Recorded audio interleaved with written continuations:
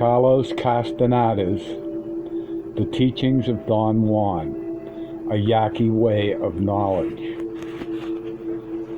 Part 1, The Teachings, Chapter 2, Monday, August 7th, 1961. I arrived at Don Juan's house in Arizona about 7 o'clock on Friday night. 5 other Indians were sitting with him on the porch of his house. I greeted him and sat waiting for them to say something. After a formal silence, one of the men got up, walked over to me and said, "Buenas noches." I stood up and answered, "Buenas noches." Then all the other men got up and came to me. We all mumbled, "Buenas noches," and shook hands either by barely touching one another's fingertips or by holding the hand for an instant and then dropping it quite abruptly. We all sat down again. They seemed to be rather shy and at a loss for words, although they all spoke Spanish. It must have been about 7:30 when suddenly they all got up and walked toward the back of the house. Nobody had said a word for a long time.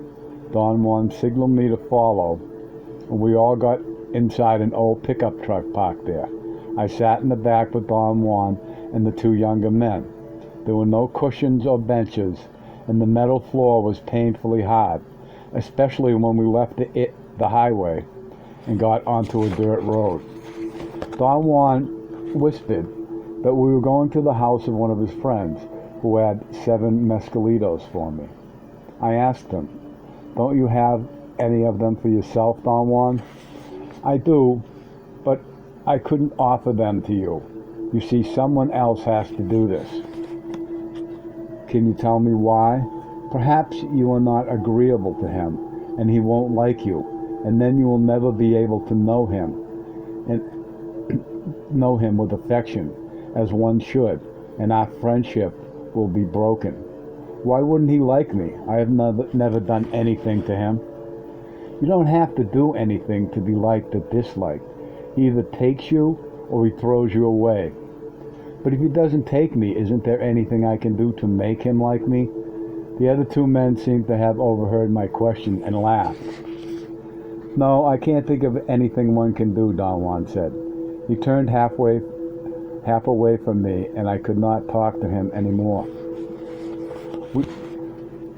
We must have driven for at least an hour before we stopped in front of a small house.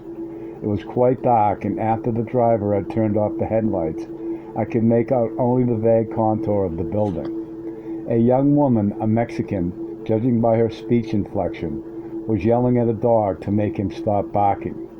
We got out of the truck and walked into the house. The men mumbled "Buenas noches" as they went by her. She answered back and went on yelling at the dog. The room was large and stacked up with a multitude of objects. A dim light from a very small electric bulb rendered the scene quite gloomy. There were quite a few chairs with broken legs and sagging seats leaning against the wall. 3 of the men sat down on a couch, which was the largest single piece of furniture in the room. It was very old and had sagged all the way down to the floor. In the dim light, it seemed to be red and dirty. The rest of us sat in chairs. We sat in silence for a long time. One of the men suddenly got up and went into another room. He was perhaps in his 50s, dark, tall, and husky. He came back a moment later with a coffee jar. He opened the lid and handed the jar to me. Inside there were 7 odd-looking items. They varied in size and consistency. Some of them were almost round, others were elongated. They felt to the touch like the pulp of walnuts or the surface of cork, and their brownish color made them look hard, like hard, dry nutshells. I handled them, rubbing their surfaces, for quite some time. "This is to be chewed." There's a Spanish, "Estilo se masaca." I didn't get that right at all. Don Juan said in a whisper. I had not realized that he had sat next to me until he spoke. I looked at the other men, but no one was looking at me. They were talking. among themselves in very low voices. There was a moment of acute indecision and fear. I felt almost unable to control myself. "I have to go to the bathroom," I said to him. "I'll go outside and take a walk." He handed me the coffee jar and put the peyote buttons in it. I was leaving the room when the man who had given me the jar stood up, came to me, and said he had a toilet bowl in the other room. The toilet was almost against the door. Next to it, nearly touching the toilet, was a large bed which occupied more than half of the room. The woman was sleeping there. I stood motionless at the door for a while. Then I came back to the room where the other men were. Excuse me. The man who owned the house spoke to me in English. "Don Juan says you're from South America. Is there any mezcal there?" I told him I had never heard of it. They seemed to be interested in South America, and we talked about Indians for a while. Then one of the men asked me why I wanted to eat peyote. I told him that I wanted to know what it was like. They all laughed shyly. Don Juan urged me softly, chew it, musca, musca." His hands were wet, and my hands were wet, and my stomach contracted. The jar with the peyote buttons was on the floor by the chair. I bent over, took one at random, and put it in my mouth. It had a stale taste. I bit into it and started to chew one of the pieces.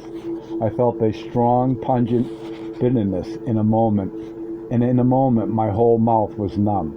The bitterness increased as I kept on chewing, forcing an incredible flow of saliva. My gums and the inside of my mouth felt as if I had eaten salty, dry meat or fish, which seemed to force me to chew more. After a while, I chewed the other piece, and my mouth was so numb I couldn't feel the bitterness anymore. The peyote button was a bunch of shreds like the fibrous part of an orange or a sugar cane. I didn't know whether to swallow it or to spit it out.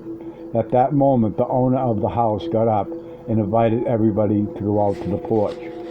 We went out and sat in the darkness. It was quite comfortable outside, and the host brought out a bottle of tequila.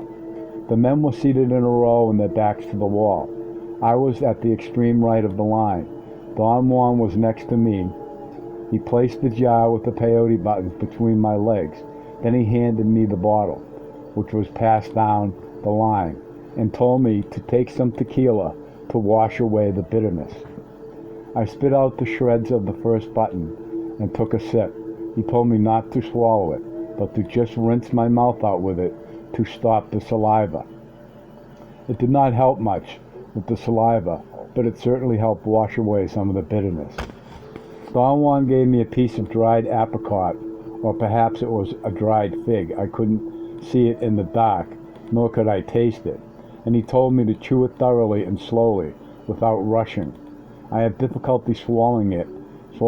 I felt as if it would not go down. After a short pause, the bottle went around again. Don Juan handed me a piece of crispy dry meat. I told him I did not feel like eating.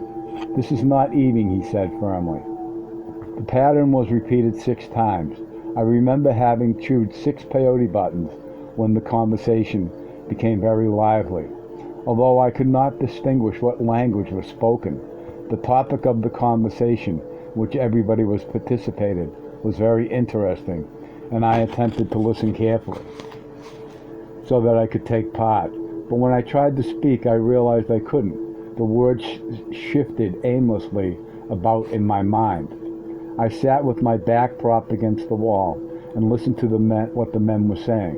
They were talking in Italian and repeated over and over one phrase about the stupidity of sharks.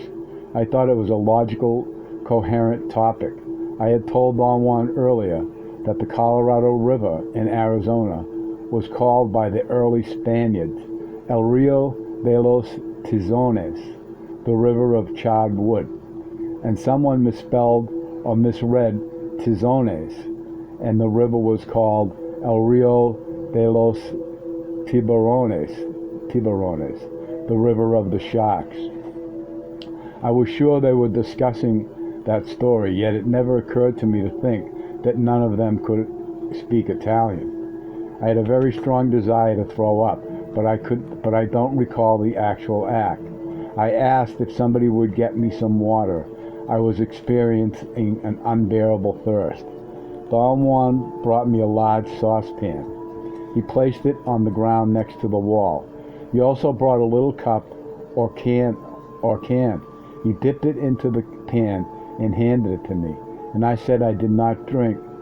And I said I could not drink, but should just freshen my mouth with it. The water looked strangely shiny and glossy, with a thick varnish. I wanted to ask Don Juan about it, and laboriously I tried to voice my thoughts in English. But then I realized he did not speak English. I experienced a very confusing moment and became aware of the fact that although there was a clear thought in my mind, I could not speak. I wanted to comment on the strange quality of the water, but what followed next was not speech. It was the feeling of my unvoiced thoughts coming out of my mouth in a sort of a liquid form. It was an effortless sensation of vomiting without the contractions of the diaphragm. It was a pleasant flow of liquid words. I drank, and the feeling that I was vomiting disappeared. But by that time, all the noise had vanished, and I found I had difficulty focusing my eyes. I looked for Don Juan, and as I turned my head, I noticed that my field of vision had diminished to a circular area in front of my eyes. This feeling was neither frightening nor discomforting, but quite to the contrary, it was a novelty. I could literally sweep the ground by focusing on one spot, then moving my head slowly in any direction. When I had first come out... Wait a minute, did I miss a page here? Yes, I did. Oh, in any direction. All right. When I had first come out to the porch, I had noticed that it was all dark except for the distant glare of the city lights. Yet within the circular area of my vision, everything was clear. I had forgot about my concern with Don Juan and the other men, and gave myself entirely to exploring the ground with my pinpoint vision. I saw the juncture of the porch floor and the wall. I turned my head slowly to the right, following the wall, and saw Don Juan sitting against it. I shifted my head to the left in order to focus on the water. I found the bottom of the pan. I raised my head slightly and saw a medium-sized black dog approaching. I saw him coming toward the water. The dog began to drink. I raised my hand to push him away from my water. I focused my pinpoint vision on the dog to carry on the movement, and suddenly I saw him become transparent. The water was a shiny, viscous liquid. I saw it going down the dog's throat into his body. I saw it flowing evenly through his entire length, and then shooting out through each one of the hairs. I saw the iridescent fluid traveling along the length of each individual hair, and then projecting out of the hairs to form a long, white, silky mane. At that moment I had the sensation of intense convulsions, and in the matter of instants, a tunnel formed around me, very low and narrow and hard and strangely cold. It felt to the touch like a wall of solid tinfoil. I found I was sitting on the tunnel floor. I tried to stand up, but hit my head on the metal roof, and the tunnel compressed itself until it was suffocating me. I remember having to crawl toward a sort of round point where the tunnel ended. When I finally arrived, if I did, I had forgot all about the dog, Don Juan, and myself. I was exhausted. My clothes were soaked in a cold, sticky liquid. I rolled back and forth trying to find a position in which to rest, a position where my heart would not pound so hard. In one of those shifts, I saw the dog again. Every memory came back to me at once, and suddenly all was clear in my mind. I turned around to look for Don Juan, but I could not distinguish anything or anyone. All I was capable of seeing was the dog becoming iridescent, and the intense light radiated from his body. I saw again the water flowing through him, kindling him like a bonfire. I got to the water, sank my face in the pan, and drank with him. My hands were in front of me on the ground, and as I drank, I saw the fluid running through my veins, setting up hues of red and yellow and green. I drank more and more. I drank until I was all afire. I was all aglow. I drank until the fluid went out of my body through each pore and projected out like fibers of silk, and I too acquired a long, lustrous, iridescent mane. I looked at the dog, and his mane was like mine. A supreme happiness filled my whole body, and we ran together toward a sort of yellow warmth that came from some indefinite place. And there we played. We played and wrestled until I knew his wishes and he knew mine. We took turns manipulating each other in the fashion of a puppet show.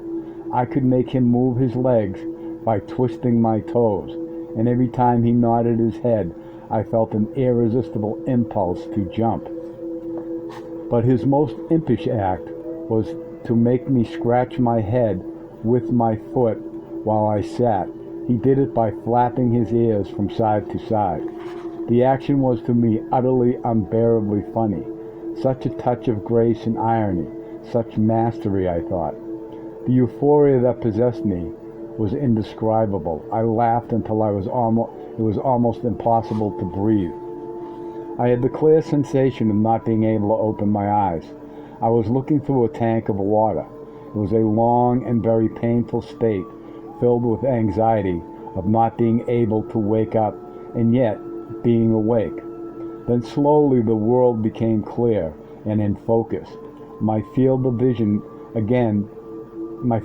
became again very round and ample, and with it came an ordinary conscious act, which was to turn around and look for that marvelous being. At this point I encountered the most difficult transition. The passage from my normal state had taken place almost without my realizing it. I was aware of my thoughts and feelings were a corollary of that awareness, and the passing was smooth and clear. But this second change, the awakening to serious sober consciousness, was genuinely shocking. I had forgotten I was a man. The sadness of such an irreconcilable situation was so intense that I wept. Saturday, August 5th, 1961.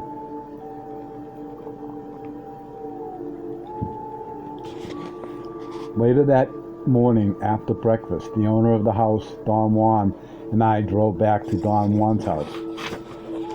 I was very tired, and I couldn't go to sleep in the truck.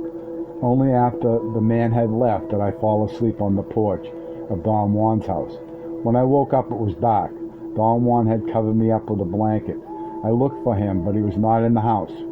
He came later with a pot of fried beans and a stack of tortillas. I was extremely hungry.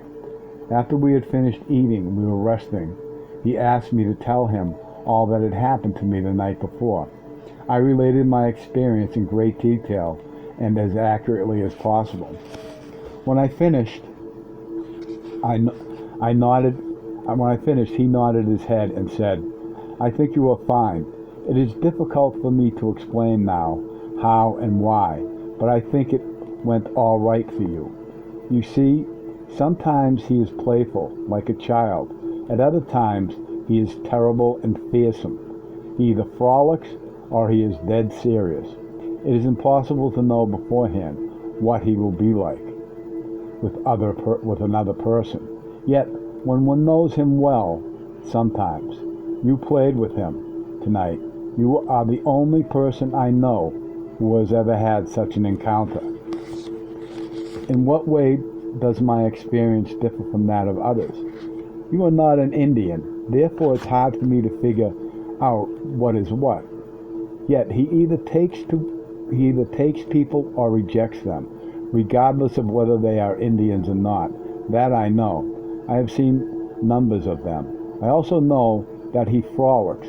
He makes some people laugh, but never have I seen him play with anyone. Can you tell me now, Don Juan, how does peyote protect?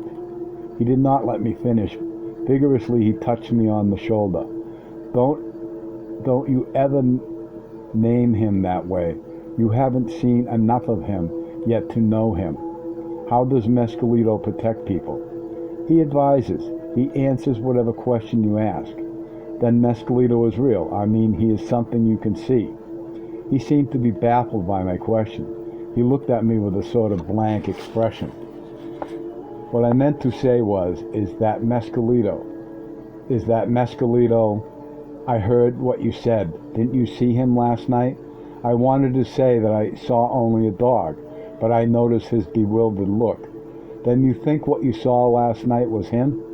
He looked at me with contempt. He chuckled, shook his head as though he couldn't believe it, and in a very intelligent tone he added, "E poco cris que era tu mama." Don't tell me you believe it was your mama. He paused before saying mama, because what he meant to say was, tu chingada madre, an idiom used as a disrespectful allusion to the other party's mama. And the word mama was so incongruous that we both laughed for a long time. Then I realized he had fallen asleep and he did not answer my question. Sunday, August 6, 1961. I drove to Don Juan's house to where I had taken the peyote. I drove Don Juan to the house where I had taken the peyote. On the way there, he told me that the name of the man who had offered me the mescalito was John. When we got to the house, we found John sitting on his porch with two young men. All of them were extremely jovial. They laughed and talked with great ease. The three of them spoke English perfectly, and I told John that I had come to thank him for having helped me. I wanted to get their views on my behavior during the hallucinogenic experience, and told them that I had been trying to think of what I had done that night, and I couldn't remember. They laughed and were very reluctant to talk about it. They seemed to be holding back on account of Don Juan. They all glanced at him as though waiting for an affirmative cue to go on. Don Juan must have cued them, although I did not notice anything, because suddenly John began to tell me what I had done that night. He said that he knew I had been taken when he heard me puking. He estimated that I must have puked 30 times. Don Juan corrected him and said it was only 10 times. John commented, "Then we all moved next to you. We were stiff and you were stiff and you were having convulsions. For a long time, while lying on your back, you moved your mouth as though talking. Then you began to bump your head on the floor, and Don Juan put an old hat on your head and stopped you. You shivered and whined for hours lying on the floor. I think everybody fell asleep then, but I heard you puffing and groaning in my sleep. Then I heard you scream, and I woke up. I saw you leaping in the air, screaming. You made a dash for the water, knocked the pan over, and began to swim in the puddle. Don Juan brought you more water. You sat quietly in front of the pan. Then you jumped up and took off all your clothes. You were kneeling in front of the water, drinking in big gulps. Then you sat there and stared into space. We thought you were going to be there forever. Nearly everybody was asleep, including Don Juan, when suddenly you jumped up again, howling, and took off after the dog. The dog got scared and howled and ran to the back of the house. Then everybody woke up. We all got up. You came back from the other side, still chasing the dog. The dog was running ahead of you, barking and howling. I think you must have gone 20 times around the house, running in circles, barking like a dog. I was afraid people were going to be curious. There are no neighbors close, but your howling was so loud it could have been heard for miles. One of the young men added, "You caught up with the dog and brought it to the porch in your arms." John continued, "Then you began to play with the dog. You wrestled with him, and the dog and you bit each other and played. Then I thought that I thought was funny. My dog does not play, and you play usually, but this time you and the dog were rolling on each other. Then you ran to the water, and the dog drank with you," the young man said. "You ran 5 or 6 times to the water with the dog." "How long did this go on?" I asked. "Hours," John said. "One thing we lost sight of, you two. I think you must have run to the back.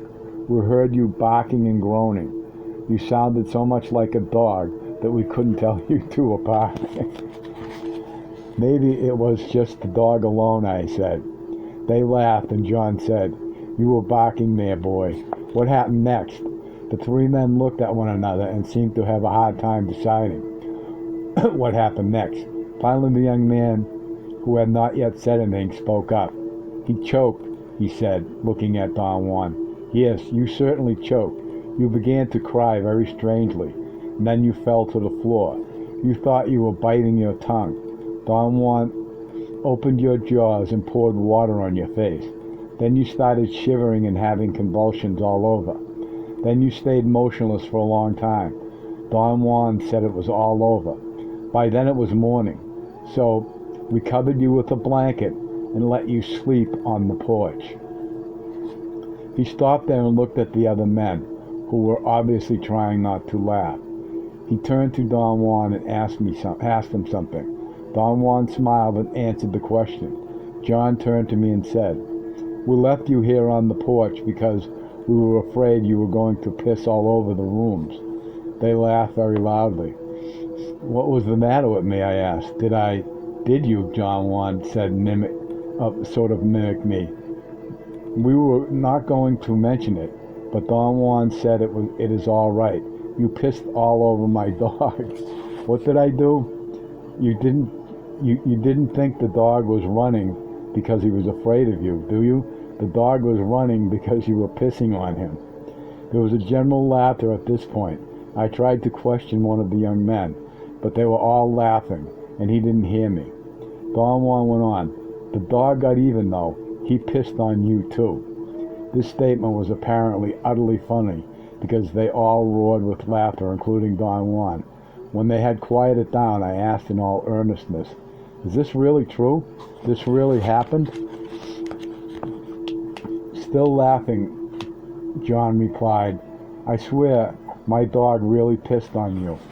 Driving back to Don Juan's place, I asked him, "Did all that really happen, Don Juan?" "Yes," he said, "but they didn't know what you saw. But they don't know what you saw. They don't realize you were playing with him. That is why I did not disturb you. But is this business?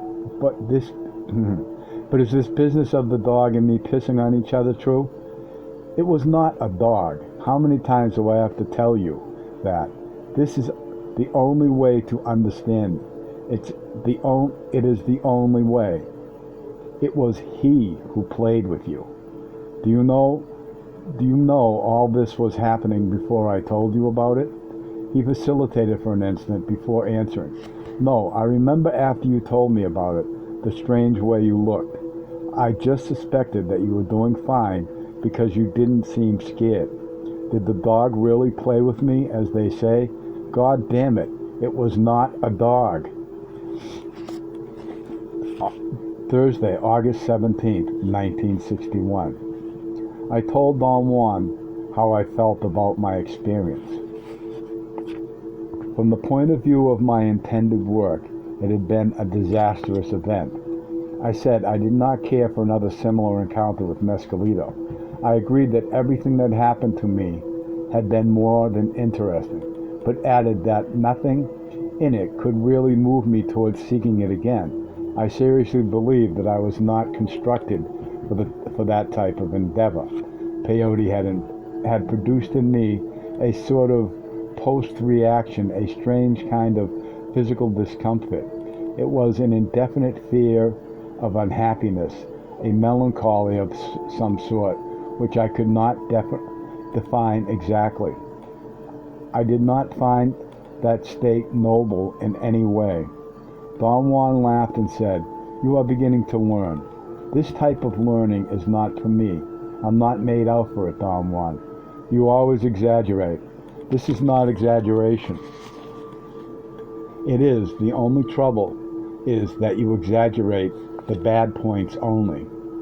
There are good points so far as I am concerned.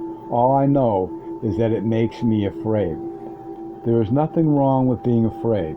When you fear, you see things in a different way. I don't care about seeing things in a different way, Don Juan. I think I'm going to leave the learning about Mescalito alone. I can't handle it, Don Juan. This is a really bad situation for me.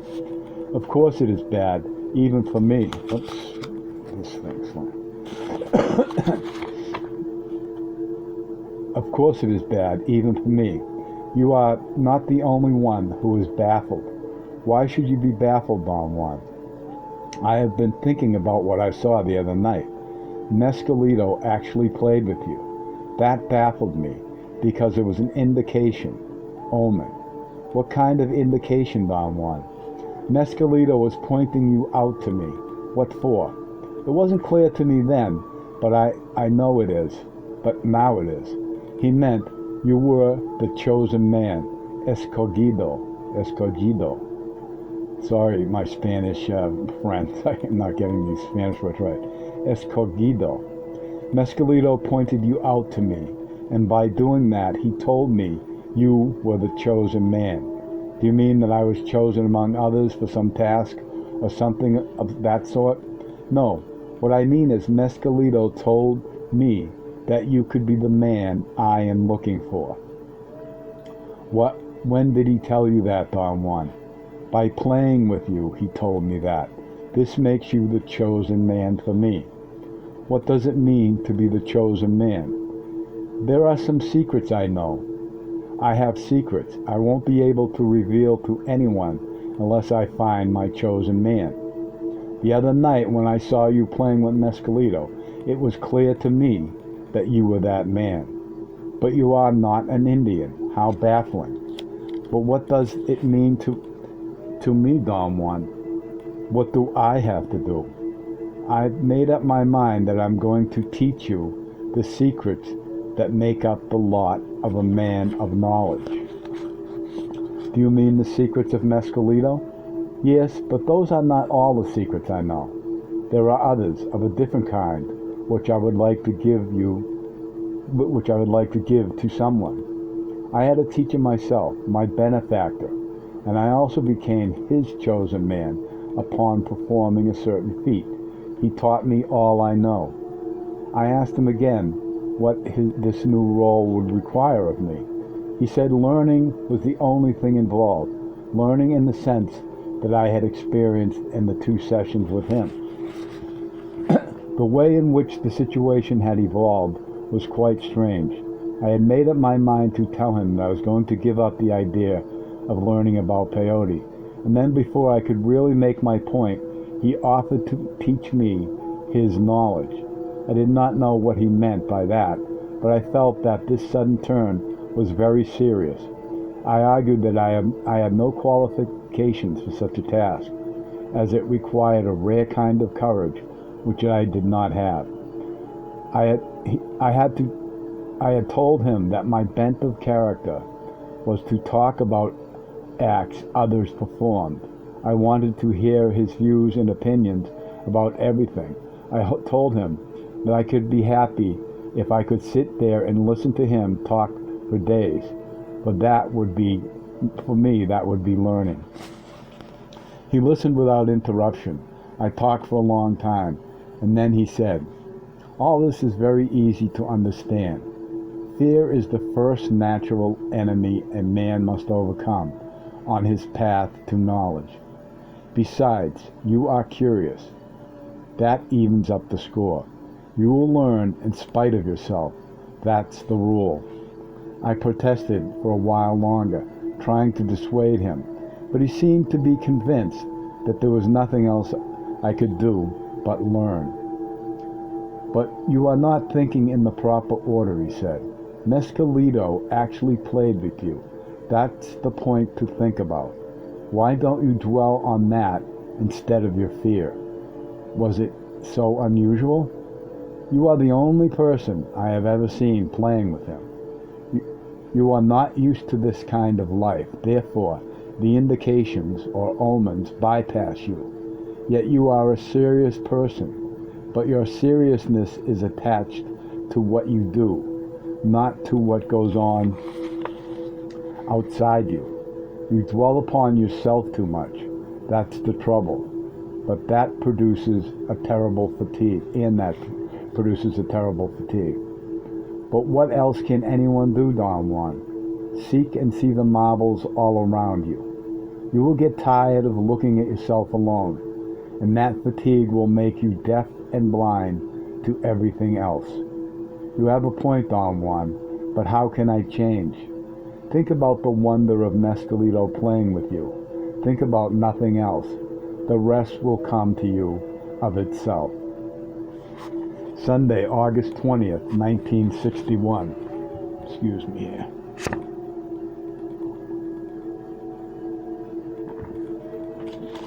Oops. Last night, Don Juan proceeded to usher me into the realm of his knowledge. We sat in front of his house in the dark. Suddenly, after a long silence, he began to talk. He said that he was going to advise me with the same words his benefactor had used the first day he took him as an apprentice. Don Juan had apparently memorized the words, for he repeated them several times to make sure I did not miss any. A man goes to knowledge as he goes to war, wide awake, with fear, with respect, and with absolute assurance. Going to knowledge or going to war in any other manner is a mistake, and whoever makes it will live to regret his steps. I asked him why it was so, and he said that when a man has fulfilled those 4 requisites, there are no mistakes for which he will have to account. Under such conditions, his acts lose the blundering quality of a fool's acts.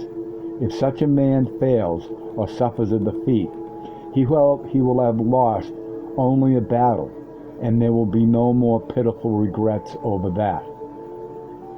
Then he said he intended to teach me about an ally in the very same way his own benefactor had taught him. He put strong emphasis on the word the very same way, repeating the phrase several times. An ally, he said, is a power a man can bring into his life to help him, to advise him, and give him the strength necessary to perform acts, whether big or small, right or wrong. This ally is necessary to enhance a man's life, guide his acts, and further his knowledge. In fact, an ally is the indispensable aid to knowing. Don Juan said this with great conviction and force. He seemed to choose his words carefully, and he repeated the following sentence 4 times. An ally will make you see and understand things about which no human being could possibly enlighten you. Is an ally something like a guardian spirit? It is neither a guardian nor a spirit. It is an aid. Is Mescalito your ally? No, Mescalito is another kind of power, a unique power, a protector, a teacher. What makes that Mescalito different from an ally? He can't be tamed and used as an ally can be tamed and used. Mescalito is outside oneself. He chooses to show himself in many forms to whoever stands in front of him, regardless of whether that person is a brujo or a farm boy. Don Juan spoke with deep fever about Mescalito's being the teacher of the proper way to live. I asked him how Mescalito taught the proper way of life, and Don Juan replied that Mescalito showed how to live. How does he show it? I asked. He has many ways of showing it. Sometimes he shows it on his hand, or on the rocks, or the trees, or just in front of you. Is it like a picture in front of you? No, it is a teaching in front of you. Does Mescalito talk to a person? Yes, but not with words. How does he talk then? He talks differently to every man. I felt my questions were annoying him. I did not ask any more. He went on to explain that there was no exact steps to knowing Mescalito. Therefore, no one could teach about him except Mescalito himself. This quality made him a unique power. He was not the same for every man. On the other hand, the acquiring of an ally, Don Juan said, the most precise teaching and following of the stages or steps with a single deviation required the. Okay. Let me do that again. On the other hand, the acquiring of an ally required, Don Juan said, the most precise teaching and the following of stages or steps without a single deviation. There are many such ally powers in the world, he said, but he was familiar with only two of them, and he was going to lead me to them and their secrets, but it was up to me to choose one of them, for I could only have one. His benefactor's ally was I'm not even going to bother with the, I'll try it, La Hierba del Diablo, the devil's weed, he said. But he personally did not like it, even though his benefactor had taught him its secrets. His own ally was in the humito, the little smoke, he said, but he did not elaborate on the nature of the smoke. I asked him about it. He remained quiet. After a long pause, I asked him, what kind of power is an ally? It is an aid, I have already told you. How does it aid? An ally is a power capable of carrying a man beyond the boundaries of himself. This is how an ally can reveal matters no human could. But Mescalito also takes you out of the boundaries of yourself. Doesn't that make him an ally? No, Mescalito takes you out of yourself to teach you. An ally takes you out to give you power. I asked him to explain this point to me in more detail, or to describe the difference in the effect between the two. He looked at me for a long time and laughed. He said that learning through conversation was not only a waste, but stupidity, because learning was the most difficult task a man could undertake. He asked me to remember the time I had tried to find my spot, and how I wanted to find it without doing any work, because I had expected him to hand out all the information. If he had done so, he said, I would never have learned. But knowing how difficult it was to find my spot, and above all knowing that it existed, would give me a unique sense of confidence. He said that while I remained rooted to my good spot, nothing could cause me bodily harm, because I had the assurance that at that particular spot I was at my very best. I had the power to shove off anything that might be harmful to me. If, however, he had told me where it was, I would never have had the confidence needed to claim it as true knowledge. Thus, knowledge was indeed power. Don Juan said that every time a man sets himself to learn, he has to labor as hard as I did to find that spot, and the limits of his learning are determined by his own nature. Thus, he saw no point in talking about knowledge. He said that certain kinds of knowledge were too powerful for the strength I had, and to talk about them would only bring harm to me. He apparently felt that there was nothing else he wanted to say. He got up and walked toward his house. I told him the situation overwhelmed me. It was not what I had conceived or wanted it to be. He said that fears are natural, that all of us experience them, and there is nothing we can do about it. But on the other hand, no matter how frightening learning is, it is more terrible to think of a man without an ally or without knowledge. End of chapter.